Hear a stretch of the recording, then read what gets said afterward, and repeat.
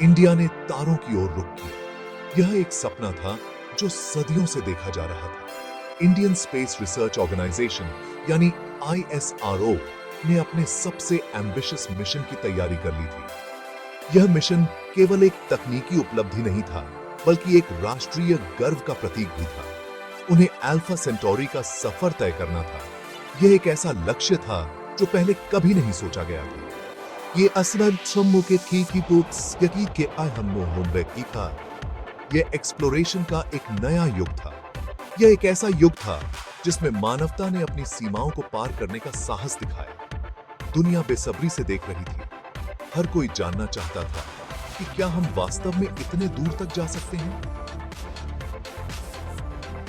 Alpha सेंटोराई light years दूर तारों का एक सिस्टम था। यह एक ऐसा स्थान था जो हमारे सौर मंडल से बहुत दूर था। इसमें नए दुनिया होने का वादा था। इसमें अनजान भी था।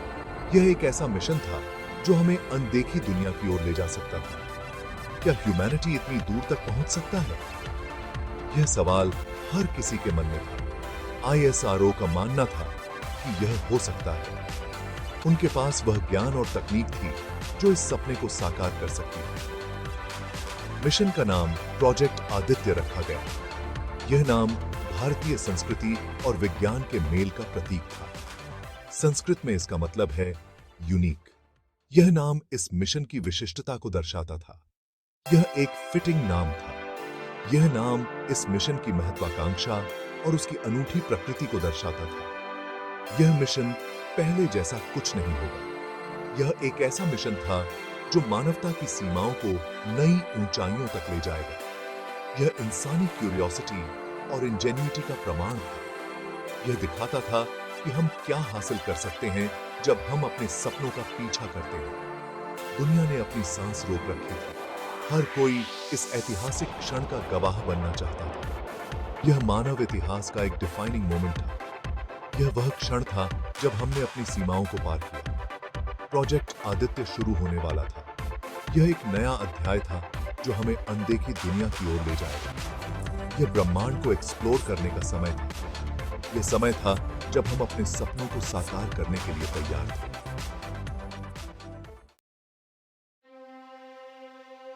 कैप्टन राज का व्यक्तित्व प्रभावशाली था।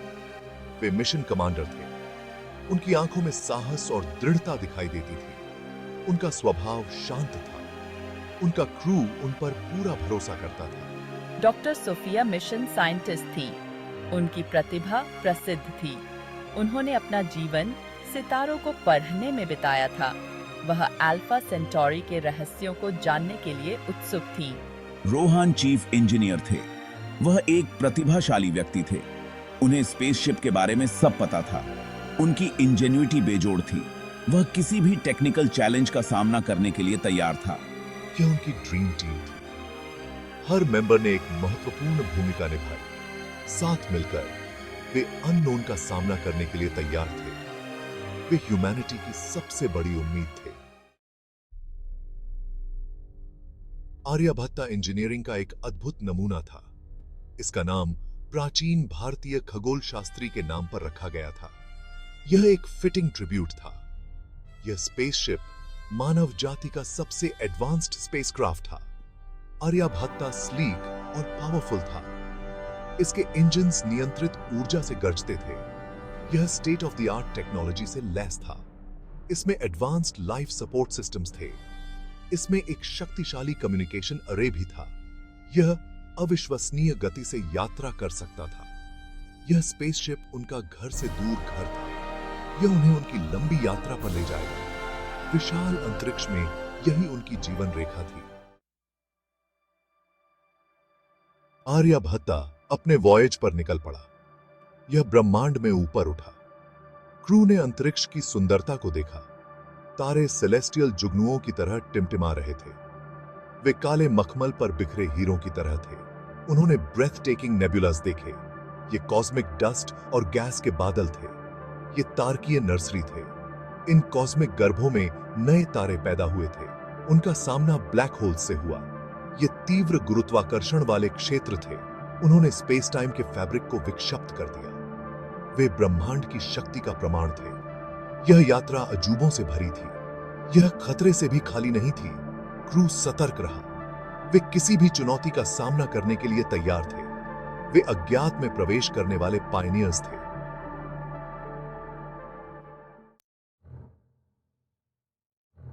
भाग 5 अगेंस्ट द ऑड्स, वॉइड में परीक्षाएं। स्पेस अनफॉरगिविंग था। यह एक ऐसी जगह थी जहां हर कदम पर खतरा था। आर्यभट्टा को कई चुनौतियों का सामना करना पड़ा। हर मोड़ पर नई मुश्किलें थीं और हर मुश्किल का हल निकालना जरूरी था। क्रू के धैर्य की बार बार परीक्षा हुई। हर सदस्य ने अपनी क्षमता से अधिक योगदान दिया। हम अपनी ट्रेनिंग और एक दूसरे पर निर्भर थे। हमारी टीम वर्क ही हमारी सबसे बड़ी ताकत थी। एक न्यूट्रॉन स्टार के पास स्पेसशिप का इंजन खराब हो गया। यह एक गंभीर स्थिति थी और समय बहुत कम था। रोहन ने इसे ठीक करने के लिए अथक परिश्रम किया। उसने अपनी तकनीकी कौशल का पूरा उपयोग किया। तीव्र गुरुत्वाकर्षण ने हमें अपनी ओर खींचने की कोशिश की। यह एक बहुत ही खतरनाक स्थिति थी। वह स्पेसशिप को स्थिर करने में कामयाब हो गया। यह एक बड़ी उपलब्धि थी। वे गुरुत्वाकर्षण से बच निकले। यह उनकी सूझबूझ और त्वरित निर्णय का परिणाम था। ऑक्सीजन की कमी से हमारी जान को खतरा था। हमें तुरंत समाधान ढूंढना था। सोफिया ने स्पेसशिप के रिजर्व से ऑक्सीजन बनाने का एक तरीका खोजा। यह एक जटिल प्रक्रिया थी, लेकिन उसने इसे सफलतापूर्वक अंजाम दिया। यह एक तनावपूर्ण समय था। हर कोई अपने काम में जुटा हुआ था। मेरी क्विक थिंकिंग ने हमें बचा लिया। हर सेकंड महत्वपूर्ण था। उन्होंने हर बाधा का सामना साहस के साथ किया। उनका आत्मविश्वास अडिग था। वे जानते थे कि उनका मिशन महत्वपूर्ण था। हर कदम सोच समझकर उठाया गया। वे सफल होने के लिए दृढ़ थे। उन्होंने हार नहीं मानी। उनका हौसला बना रहा। अंततः उनकी मेहनत रंग लाई और वे विजयी हुए। भाग 6 नोवा हेवन। अंधेरे में एक किरण। महीनों की यात्रा के बाद वे अल्फा सेंटोरी पहुंचे। उन्होंने एक दूर तारे की परिक्रमा कर रहे ग्रह को खोज निकाला। यह जीवन से भरपूर था। उन्होंने इसका नाम नोवा हेवन रखा। विशाल विस्तार में यह आशा की किरण थी। हम लूमियंस हैं, एक शांतिप्रिय और उन्नत प्रजाति। लुमियंस ने उनका खुले हाथों से स्वागत किया। लुमियंस मनुष्यों से प्रभावित थे। उन्होंने अपना ज्ञान और तकनीक साझा की। यह एक ऐतिहासिक मुलाकात थी। इसने एक इंटरस्टेलर दोस्ती की शुरुआत की। भाग 7 जिंथियम का वादा। लूमियंस ने उन्हें जिंथियम से मिलवाया। यह एक शक्तिशाली ऊर्जा स्रोत था। इसमें पृथ्वी पर एनर्जी प्रोडक्शन में क्रांति लाने की क्षमता थी। यह एक गेम चेंजर था। हम आपको जिंथियम का यह नमूना उपहार में देते हैं। हमें विश्वास है कि आप इसका बुद्धिमानी से उपयोग करेंगे। लुमियंस ने इस कीमती संसाधन को मनुष्यों को सौंपा। उन्हें उनके अच्छे इरादों पर भरोसा था। जिंथियम की खोज बहुत बड़ी थी। यह पृथ्वी के ऊर्जा संकट को हल कर सकता था। यह शांति और समृद्धि के एक नए युग की शुरुआत कर सकता था। यह भविष्य के लिए आशा की किरण थी। भाग 8 ज़ारथ, विनाश का सूचक। ज़ारथ एक शक्तिशाली और भयावह एलियन वॉरलॉर्ड, जिसने पूरे ब्रह्मांड में आतंक मचाया हुआ था। उनकी खोज ने अवांछित ध्यान आकर्षित किया। जिंथियम एक दुर्लभ और शक्तिशाली खनिज जो अनंत ऊर्जा का स्रोत था, ने ज़ारथ की नजरें खींच लीं। ज़ारथ नाम के एक एलियन वॉरलॉर्ड ने जिंथियम के बारे में जाना। उसने तुरंत इसे हासिल करने की योजना बनाई। उसे इसकी शक्ति की लालसा थी। जिंथियम की शक्ति से वह पूरे ब्रह्मांड पर राज कर सकता था। वह एक क्रूर तानाशाह था। उसकी क्रूरता और निर्दयता के किस्से दूर दूर तक फैले हुए थे। इसे हासिल करने के लिए वह किसी भी हद तक जा सकता था। उसने अपने बेड़े को तैयार किया और अल्फा सेंटोरी सिस्टम की ओर कूच किया। मैं लूमियंस से जिंथियम की मांग करता हूं। अगर उन्होंने मना किया तो उन्हें इसके गंभीर परिणाम भुगतने होंगे।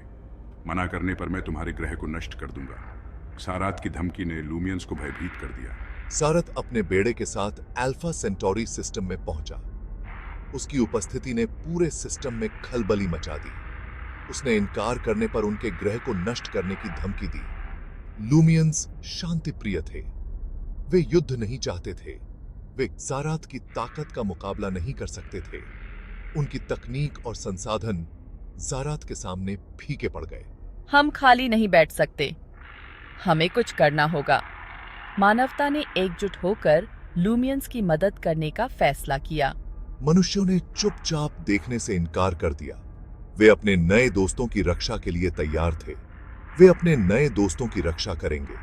मानवता और लूमियंस ने मिलकर एक योजना बनाई। वे नोवा हेवन की रक्षा करेंगे। यह एक निर्णायक लड़ाई होने वाली थी, जिसमें दोनों प्रजातियों का भविष्य दांव पर था।